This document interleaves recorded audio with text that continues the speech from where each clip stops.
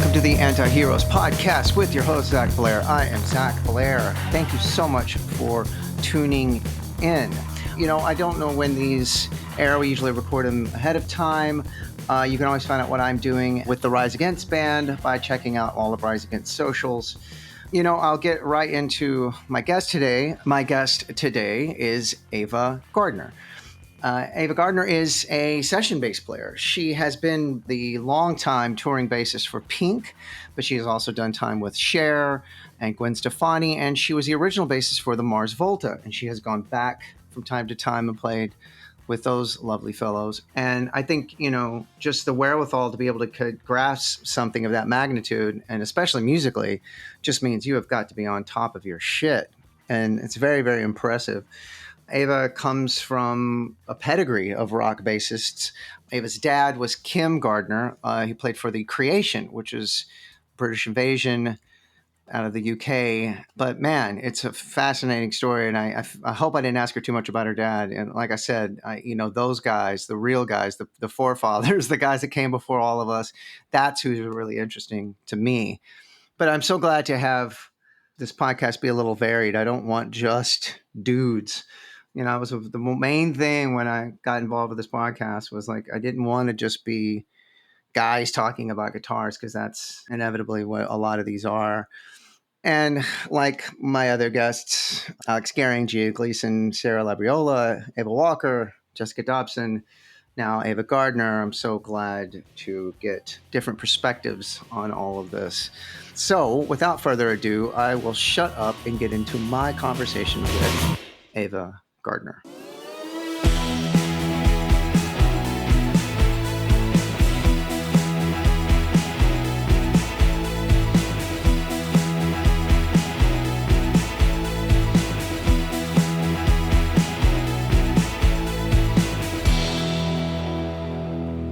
Is it Eva or Eva? Eva. Eva. Okay. Well, why would it be Eva? I mean... Well, in Spanish, it's Eva. That's true. Okay. And I have a friend from high school who went by Eva as well. So, well, then I'm not so stupid. It's not uncommon, no. Well, you know, I guess we could start at sort of the beginning. When you started, did you want to be in just a band, or did you kind of have your sights set on being a session musician and being somebody that played with a bunch of different folks? My dream was to tour in a band. My dad was a bass player, and I grew up with him. He was from England, so I grew up with him telling stories about doing shows with The Who, and he was in a band called The Creation and The Byrds, with an I, the British Byrds. So he was there when it was all happening and coming up, and jam with Jimi Hendrix. And so he was part of that scene, and I grew up with those stories with those guys, and I was like, yep, that's what I want to do. Amazing. I know The Creation. My father was like a 60s classic rock, 70s radio DJ my whole life. So he was an encyclopedia on everything from 60s to 70s rock music. So I definitely know The Creation. That's amazing. What a cool pedigree too.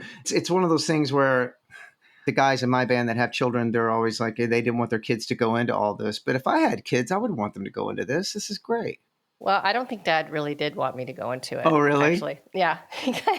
When I showed interest and wanted to, borrow his basses to start playing, he basically gave me a big fat no and don't touch my stuff. And I think that really is what made me want to do it even more. Gotcha. So looking back now, I would maybe understand why he wouldn't want his little girl to get into it. But he came around eventually. Yeah, I get that. Definitely got its pitfalls just like anything else. Usually it's just from playing with other people. That's the hard part, dealing with other people's personalities. So what was the first professional thing you sort of ended up doing? I started playing in bands at the age of 14 and was doing like shows at clubs around LA, whiskey, places like that. But my first tour was the Mars Volta. Right. My first tour. Where I actually recorded a record that was released and out on a label and was touring, supporting it. And yeah. Also Texas guys. Yep. El Paso. It's the farthest side of Texas. What was that experience like? I mean, I've played a lot. I actually toured with those guys as well. Great guys, nice guys, great band. And what was that experience like for you? For me, I was just so excited to be in a band that was super active. And I mean, I was out there, they were rehearsing in Long Beach at the time. So I was there like all the time. And it was a band that was doing the thing. And I was excited to be a part of that. And there was a lot going on. I was finishing school at the same time. I was helping my mom run our family business, the Cat and Fiddle, in Hollywood because my dad was sick at the time. So there was a lot of stuff happening. But once I had finished college and I was like, cool, I'm free in the fall. And we hit the road in the fall. And I was like, I freaking made it. I made it. Yeah. I'm touring. I'm in a van and we're playing shows and I'm sleeping on floors. And it was the best thing ever. I felt like I'd reached the goal that I'd had since I was a kid. Yeah. I identify with that so much because that's all I ever wanted to do too. And it is the greatest thing in the world. You know, it almost feels like you're living in lost time or in a time between times. It doesn't seem like real time. You lose track of what day it is, what week it is, what month it is. Nothing matters. It's just get to the gig, play, get to the next gig. Mm-hmm. It's amazing. I wouldn't trade it for the world. So you left that, your father passed away, unfortunately, also something we have in common. And where did your career go after that? I just kind of went from stepping stone to stepping stone. After that, I toured with Tim Burgess from the Charlatans, the singer in the Charlatans UK. So I knew him. He was a Brit living in LA, and I knew him from the Cat Fiddle. So I met him there, and he asked me if I wanted to go on the road. So I did that. And then after that, I did Veruca Salt. And after that, I got the Pink gig. So I just kind of kept going from gig to gig. Wow. Being a person, like a session player, is so fascinating because it seems one of the sort of ruts of all this is getting, well, literally in a rut with the music you're playing, the same stuff over and over, the same people over and over. And you've gotten a chance to really reinvent that, you know, with every different gig and tour, and we get to meet a lot of new different people and things like that. I just think that's fascinating. It also says a lot about you as a musician that you're able to go into all of these different venues and avenues and show up for the gig. You know, that's got to be difficult as well. What's been the most challenging thing for you? I don't know. I just see it all as a blessing. Like any day I can be playing music, I think is so fun. So, I mean, I would say the challenge is like when I got the Pink tour, they told me I had 4 albums of material to learn, pack for 3 months and see you in 3 days. Jesus Christ. So it was like total trial by fire. There was I had one rehearsal with the band for the show. I met the boss like right at sound check. So it was a whirlwind, but it was also exhilarating and exciting. And my first gig with her was at Malahide Castle in Ireland. And it was just a great challenge. I'd say now that looking back, it really tests you. And it was a great challenge. And to know that you can do that and push yourself, it just makes you better. Absolutely. And it must have prepared you for so many other things, really. Like after you've done that in 3 days, it's like, bring it on. I can do whatever you got, you know? Yeah. I mean, you learn how to be as prepared as you possibly can. I should say so. In those situations and be ready for anything, right? Like, yeah, you just never know. You never know what they're going to throw at you. Would they ever call out just random songs that luckily you had learned, like deep cuts on the record, but, you know, for that night or whatever?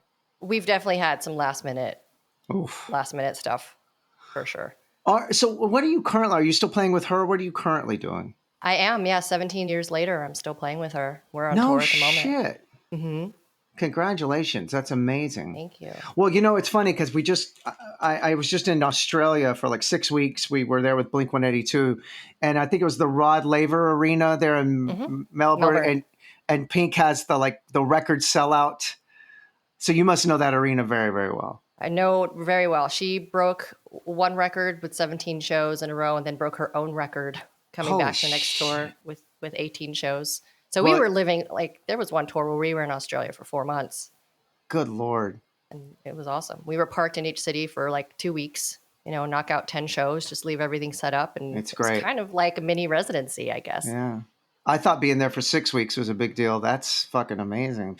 And it's such a great place, Yeah, it was Pink stuff everywhere backstage. And I realized why. I was like, holy shit, that's a big deal, man. She's huge there. We were just there earlier this year, and we were there for about 2 months. And she graduated. We did stadiums this last time we were there.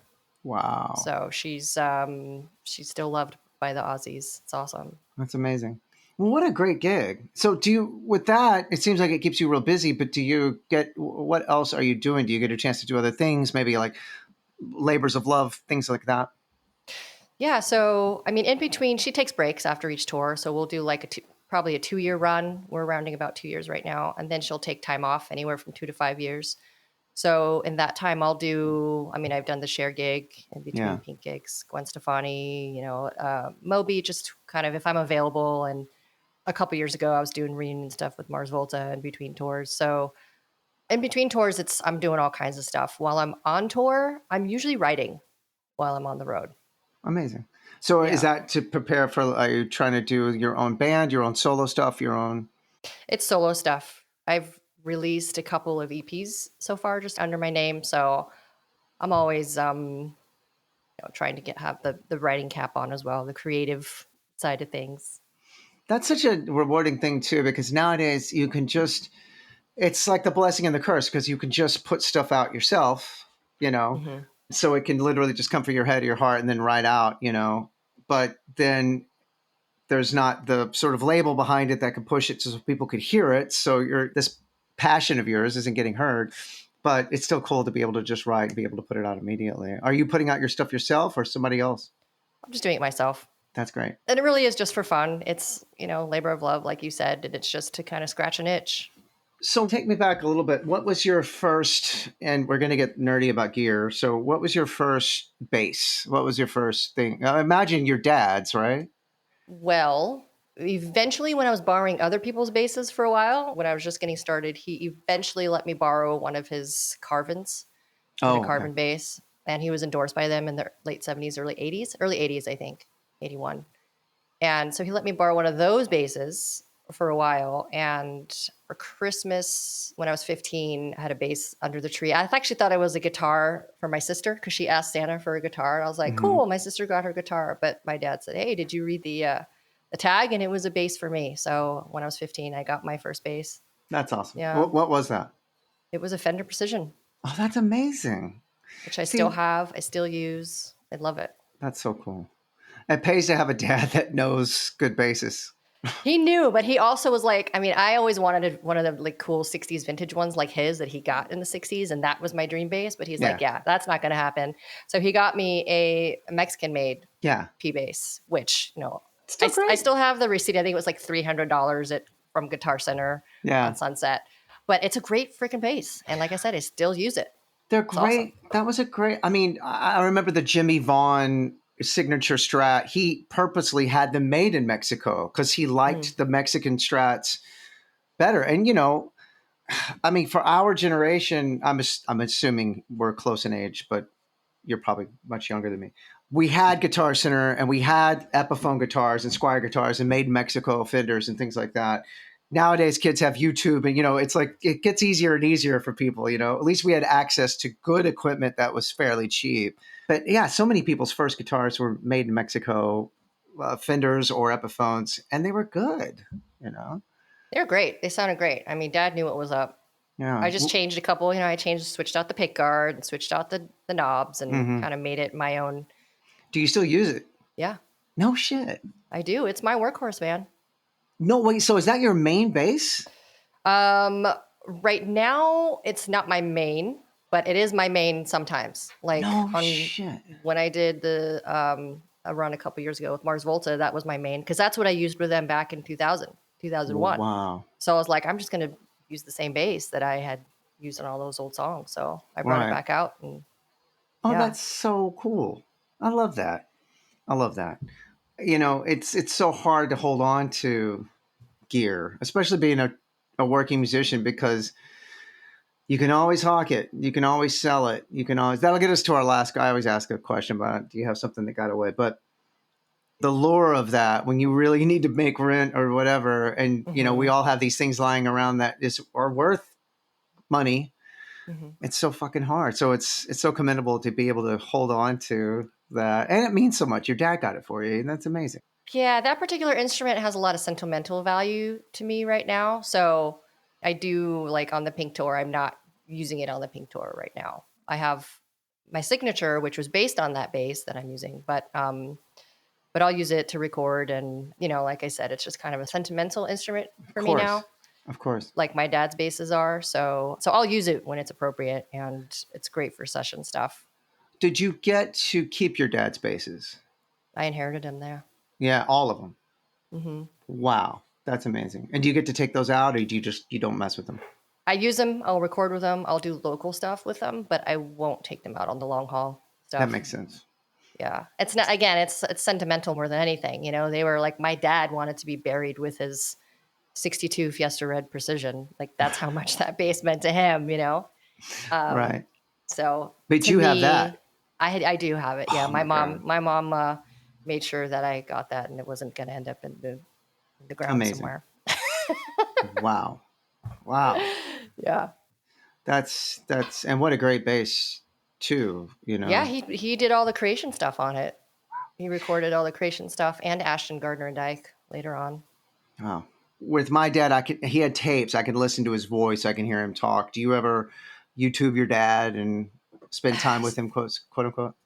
It's really funny you say that, because I had not heard my dad's voice in like 20 years since he passed. And I did a couple of essays for the White Label Preservation Society. There's a couple of books released on Hozak. So I wrote some essays on my dad's band. So when I was doing research, I came across some old footage, and I reached out to the guy who was running the website. I was like, hey, I'm Kim Gardner's daughter. I'm doing this project, blah, blah, blah. And he's like, I interviewed your dad in 1972 in Los Angeles, and I might have that tape. And sure enough, actually might have been 73. I think it was 73. But sure enough, he sent me the recording of my dad as like a 24-year-old in LA on tour before he met my mom, talking to this guy at the, I think it was like the Riot House on Sunset. And, oh my God. And it just tripped me out, even more so than normal, because this was my dad's voice as like a 20-something-year-old. Yeah. Before I knew him, before my mom knew him. Like this was his character when he was still like a single rock and roll dude. And that really tripped me out. I bet. God, really, you must cherish that. I mean, that guy doesn't know what he gave you, Yeah, it's huge. It's huge. Mm-hmm. That's amazing. That would be a prized possession, I would think. It's very special. Yeah. And I sent it to my family and my sisters and my mom, and they were pretty wowed by it too. Especially like my mom, because it was before she even met him. So, So with the creation, your dad, did they move to the States from England, or is your dad you moved to the States from England? The creation stayed in England and split up in like 67, 68. Okay. Dad moved to the States in the mid 70s. Gotcha. Yeah, like 74. 75, I think. He met my mom in 74. Okay. See, I am older than you. Well, that's so cool. You briefly mentioned it, but your signature model bass. So what's that all about? Who makes that? So that's a Fender. Oh. And it's a Squier. So they were doing like Squier artist series for a while. Sure. So it's one of those. It came out in 2014. Amazing. And yeah, it's based on my first bass plus my dad's basses. So it was a conglomeration of an homage to all those things. Yeah, it's Fender. The guys at Fender now, too, Michael Schultz, and they're just good people over there. Amplification now. Like, are you doing profilers out on the Pink tour, or are you still taking out? I'm not. I still have an amp. Yeah. Yeah, I have an Ampeg SVT.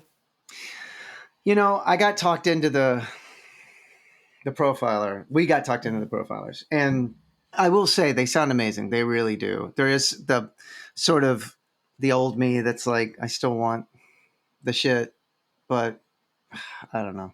Everybody's doing it. It's okay. I think it just saves a lot of backache, especially more than anything. So our guitar player from Pink, Justin Terrico, he switched over and he loves it. I will say this. If the sound was noticeably, when you're on fucking ears anyway, if I noticed a huge difference, I would be able to argue against it, but I don't. And that's the thing. As a matter of fact, if in a live situation, if you're just playing by yourself, you could sort of hear a little bit of a difference. In a live situation, they could A-B me, and I promise I wouldn't be able to tell a difference. So when it's that, and then when your sound guy and your monitor guy are going, this sounds so much better for us, we're able to do so many more things with it. It's like, well, shit, you know? Yeah, I know. I think everybody's happy when they're using that. And it's easy to travel with, and if you got like fly dates or whatever. So, you know, I get it. I get it. I just haven't done it. It's just so much easier. Anyway, well, dork shit. What do you use?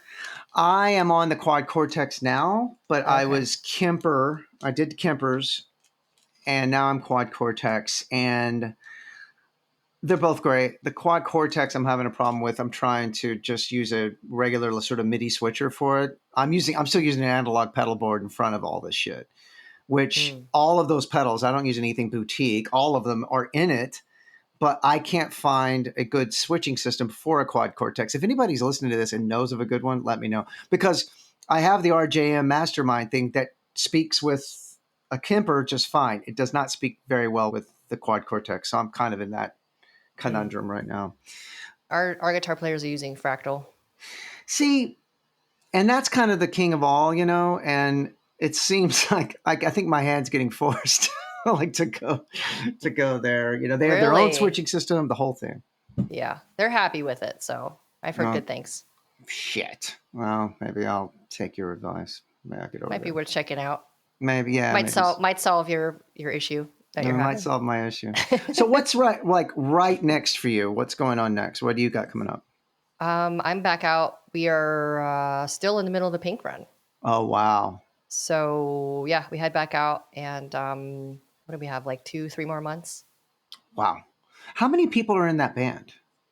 There's about, what are there? 8 of us, bass, drums, guitar, keys, 3 singers. Yeah, there's 8 of us. Wow. What a cool gig. I know Roger Manning, who plays it back. And do you know Roger? Yeah, I know Roger. Yeah. What a wizard! What a wizard, and just a fucking amazing person. But I still get weird around him because I'm such a huge Jellyfish fan. But being in those bands on those tours, packing up those sorts of people, I'm just fascinated by all that. I think it's such a cool.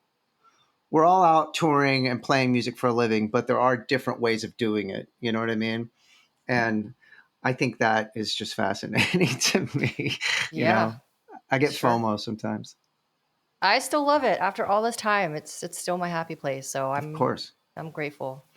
Yeah, I mean, any day spent playing a gig on a stage in front of people is a great day. You know, and ultimately, if you're not going home, and I mean, for me, I am unemployable, so if I had to work it, you know what I mean? Like, I'm not good at anything except that. So if I was going home and working a day job, I think every day I make the thank you to whoever that I'm not doing that, because I would get fired. I mean, I'm terrible at everything else. Well, I know that what we do is not for everybody as well. That's true. You know, it's I'm not going to say it's easy by any means. That's true. I mean, it's hell on relationships, you know. If you fucking are just trying to be a normal goddamn person and have like a class that you go to for, you know, cooking class or so, you know, whatever, just try to be a normal fucking person. You can't do any of that shit. You know? There's no consistency. Yeah. There's no consistency or routine. Yeah. Well, I guess I will ask you. So do you have a piece of gear that you don't have anymore that you wish you did? You know, I got to say, I let go of a lot of my dad's stuff that I wish I didn't. No instruments, but I did get rid of some amps and some like keyboards and some drum machines that, like, now, at the time, you know, the drum machines were just big oversized paperweights, you know, and now it's come back around. So I'm like, I shouldn't have let that stuff go. But one of the things that comes up a lot that I wish I wouldn't have let go is my dad had a JC 160. Oh, okay. The Jazz Chorus amp. Yeah. It was a 412, and the thing was awesome. It sounded amazing. And I was just doing a big clean out, and it wasn't worth much at the time. And I was like, this is kind of passe. No one's really using this. And now that's definitely one of the things that I wish I still had. Yeah. Those are so heavy too. Just the combo, just the JC 120 is so goddamn heavy. The 120 is too, yeah. Just on its own, yeah. But this was like twice that shit. Size. And they do so. It had wheels. Oh, that's good at least. Yeah. for that clean, chimey Andy Summers Police, guitar tone, you can't beat it with those. Yeah. I even found out, speaking of amp profilers, like the Metallica sort of clean tone is a Roland JC120, like the on, one or whatever. That's what they use was for their clean tone. I was like, God, even them, it is the clean tone. Yeah, I wonder where it is now. Maybe you'll find it back. Well, maybe somebody will hear this and go, I got that. Those aren't that common either. Like the 120s are more common. The 160s. Yeah, for sure.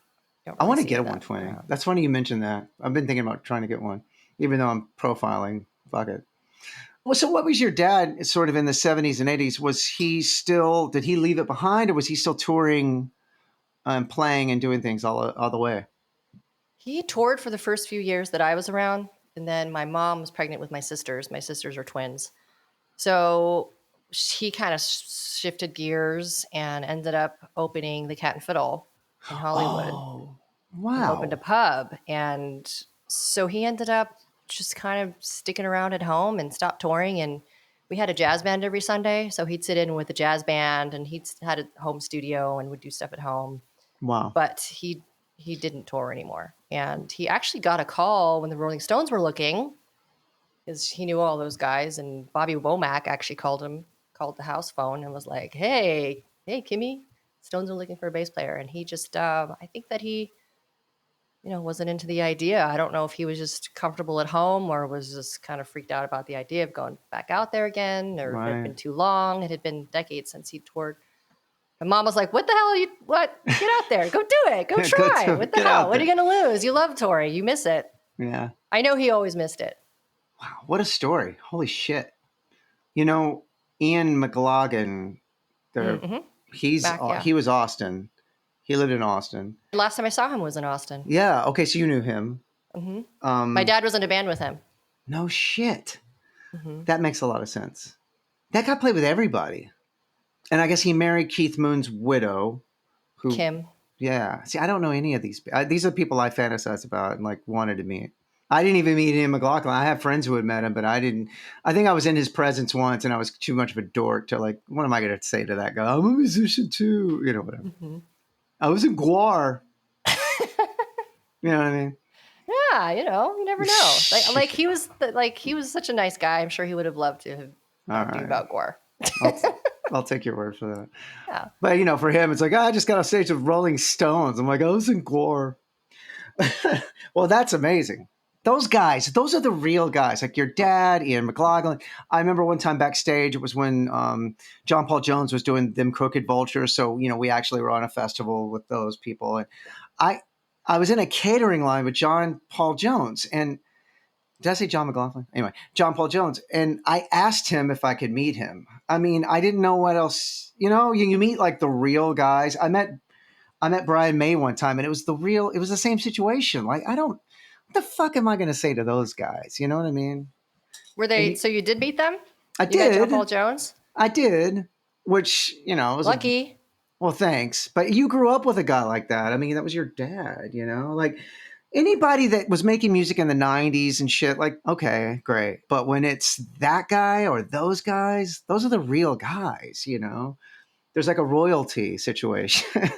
Yeah, they kind of created a lot of that stuff, right? They were the forerunners for a lot. They were the forerunners. They superseded us, preceded us. It was all new for them. It was a new, exciting time, and they were creating something really special. Absolutely. They were the forefathers. They kind of paved the way for us, people like us, to go and tour and to go and, make a living at this. And they were the first ones. I mean, rock and roll music was such a new art form, in the 60s, mm-hmm. to be able to go and have for those guys to think, we could have a career doing this was probably just absurd, but they all did it, people like your dad and the people he came up with. It's just, that's why I revere those people. And so it's hard for me when I do meet somebody like that, where I'm like, fucking scrambles my brain. I don't think they really knew what they were doing either, though. My dad just basically dropped out of high school at 15 and was like, cool, I'm going to go play in a band. Yeah. There was no plan. They just wanted to play music. Yeah. That's cool. They certainly didn't make great business decisions. Well, yeah.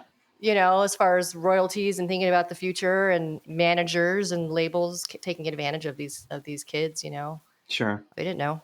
No, They're just you're having right. a good time. You're right. My dad sold his royalties for one of his bands for drinking money.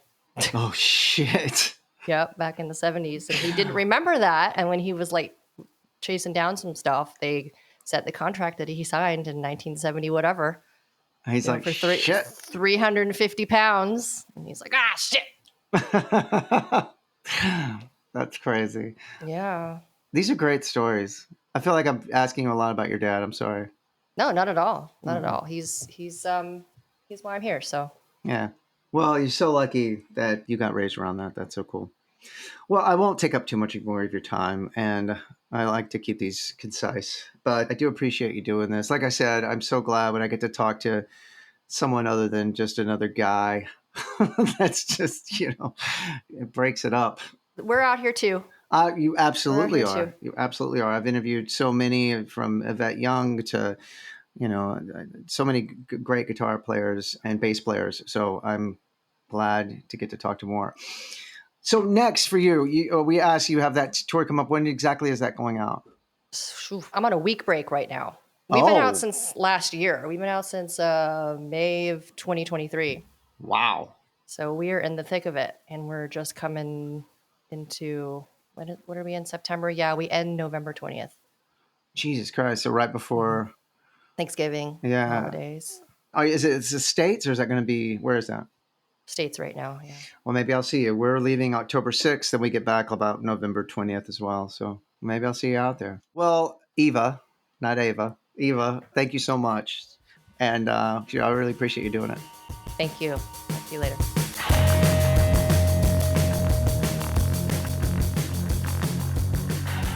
Again, hope I didn't punish her too much about her father. But man, I'm endlessly interested in what she does as well. I mean, like I said, it's a different world. I mean, it sounds like she's had the same gig for quite some time now, so it must feel like that is her gig. But she does go and do things in between times. Anyway, yeah, I really enjoyed that talk. I hope you enjoyed listening to it. I'm going to leave you with an example of Eva's music. Now, this is a bit different because usually I leave you with an example of their playing. And I asked her how she would like me to leave the podcast. And instead of choosing something of her playing, because at first she was like, well, why don't you just do something with the Mars Volta? Because, of course, that is really ambitious playing. But she said she would rather play a song of hers that she wrote, that she sings on. I would imagine she plays a lot of the instruments as well. But we are choosing one off her Dark Matter EP that came out in 2021. This is under her name, Eva Gardner. She does solo EPs and records on, get them on all the streaming devices. So this is off the Dark Matter EP. This is a song called London Nights. And this is her. She wrote lyrics and wrote the music, and she sings. And so it's a little example of her music. So check that out, and check out everything Eva Gardner does, and go see Pink if you haven't already. And I'm going to leave you here at the end with shouts outs to the lovely folks over at Jim Dunlop and MXR Pedals. Find out what they're doing at jimdunlop.com. I'm also going to thank the folks at DistroKid. They help artists like you and me and anybody that wants to put out music. They help us get it on the streaming platforms. They cut out the middleman. They're doing amazing work, so check them out as well. Again, I say it all the time. I'm going to say it again. I'm going to keep doing this. I really appreciate you listening. So thank you for listening, and I will talk to you very soon.